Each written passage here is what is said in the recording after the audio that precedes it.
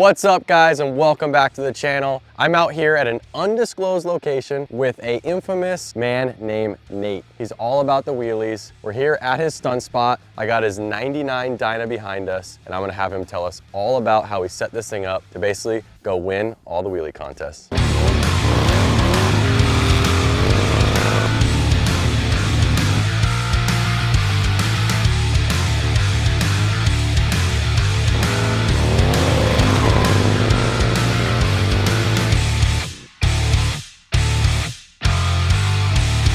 Nate, what's up, homie? You got a clean bike. You basically came by Thrashin and picked up all the Thrashin stuff. And your bike's dialed in. You've been winning all the contests lately. I want you to tell us a little bit about it. Tell us some of the contests you've been riding. Tell us how your results have been. And then I want you to tell everybody how you set your bike up and how you've been able to pull all this off. Competitions that I've been doing, it's called the Brawl, all over the country. Vegas, Colorado, Arizona, Sturgis. I've been doing pretty good and I've been taking first in a lot of them. The last two took second, but try to stay in that podium position. I hadn't heard your name before, and you're local to our area, right? I was down in Ventura, and then I just moved out to LA. So I hadn't heard your name, and then I came to I think Sturgis one or something like that, and then boom, you won. And you were like already wearing our gloves, I think. Gloves, and then I had the risers and everything on my bike. Yeah, you were already rocking our stuff, and then you went out there and like sweep the podium in front of guys that we were kind of hooking up, you know, Reckless and Sea Barrett, and those guys obviously are killing it as well. And I was like, who is this kid? It's been cool, he's been swinging by the shop more often. So you got this 99 Dyna, let's get into it right now. So let's start with this. What made you choose this model bike? The bottom end, and they have a Timken bottom end, and those tend to last a lot longer than the non-Timken bottom ends, and it's just a run out on the crank. So that makes the engine stay balanced longer. You're able to abuse it, drop the clutch, be harder on it, and it stays solid. And I know when you ran up to us at Neptune's Net the other day, you were like, I built my engine, I'm still breaking it in. What'd you do to this engine? So it has a Dark Horse crank. It's been welded, trued, blueprinted, all that. And then it has a 95-inch kit from Joey Wells out Connecticut. And then I had Senders Only put it together for me. Polished heads, oversized valves, all that good stuff. Rad. How many miles you got on it so far? Let's say over 2,000 now. Right on. What size Makuni you have on this thing? It's just a 42. So you got intake, 42 through that 95 big bore kit, obviously high compression, balanced crank, Thrashin AR system. With what baffle do you have in this thing? It looks like a 2.5 straight perf baffle, so it's probably loud as hell. It is pretty loud. Right on. I see a custom set of wheels. You were just telling us how spacing's a little off. You got some Brad gold forks. Tell us about this whole front end. So the front end is a 2000 and up Dyna front end. I had to switch it over because the 99s come with the single piston like the FXRs and all that. Pro 1 2-over tubes, GP internals, Cruzy Skynet wheels. They hooked me up on those. Got the bike dialed in right. Dude, it looks really good. I mean, you obviously have the Bagger Brembos on it. Bagger Brembos with Galfer 11.8 front rotors. All right, let's go up to the top. What made you choose the Thrashin 8-inch straight risers with our aggressive mid-bend bars? Like, why did you go with that? I like how tall they are because I don't have to lean back as far. You see everybody else like turning their handlebars and leaning back. I leave my bars straight. For when you're dragging on the ground.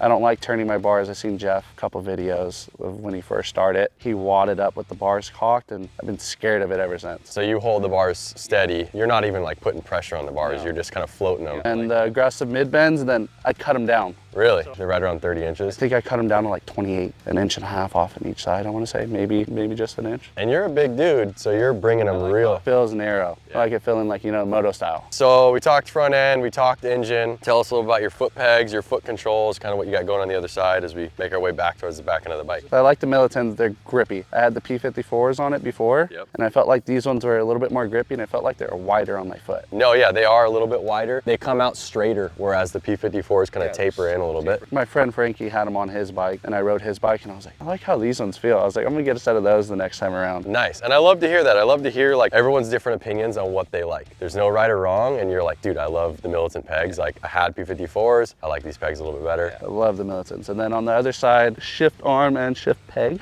I love that with you guys' derby cover also. I love what you did. I like kind of how you went raw components with the black billet arm. Your bike's all like this old black and chrome going on. I was trying to keep it like that because I still didn't even know what I was gonna do for the rocker boxes when the motor was getting built. And one thing that like stands out as I'm talking about colors is obviously we talked about your gold front end, and then you got this massive gold billet swing arm. So Track Dynamics? Yep, Track Dynamics. Dave hooked us up with that, got us dialed in because I had to switch it over anyways. Like I was saying before, it was a 99 single piston rear. I was gonna swap it over to, you know, like your guys' style of 2000. So why not just do a swing arm on it? I noticed on this billet swing arm, there's 2 locations for the shock. The setting that I have it on right now is the stock location, and then the rear one's to like lower it down a little bit for more, because he's more of a drag style background. His is built for like drag racing, so I want to say it's just for like different positions on the shock to where it hooks up better, I want to say. What shock you got on this thing? These are RWDs from Russ Motor Mount Design. He has a lot of trophy truck stuff, but I've been running him for the last 6 years now. So what length you got on it? 14s, and they're valved for me.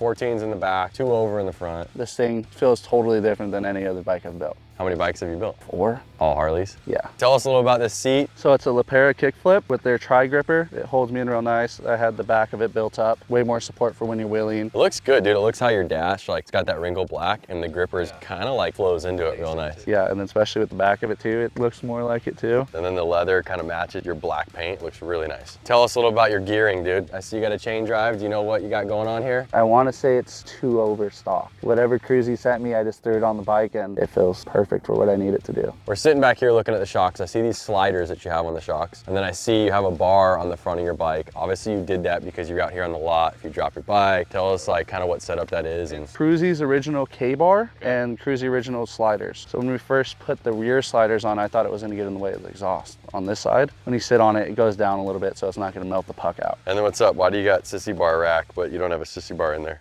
I took the sissy bar off before we came out here. Normally it's for when the girl's on the back. So you ride this thing, you like cruise it a little bit? Oh yeah, I've been riding it for 2 months straight now, back and forth to work, ripping it around, going to Neptunes. So it's more than just a stunt bike. It's a stunt bike, Yeah. but you commute, you tour this thing, you ride it, you abuse it. Yeah, I use it for basically like a daily. Well, enough chatting about this bike. I want to see you rip it. I want to see you tear it up. I see burnout marks in the street. I see your fenders shaved down a little bit. I want to see you put this bike to use, dude.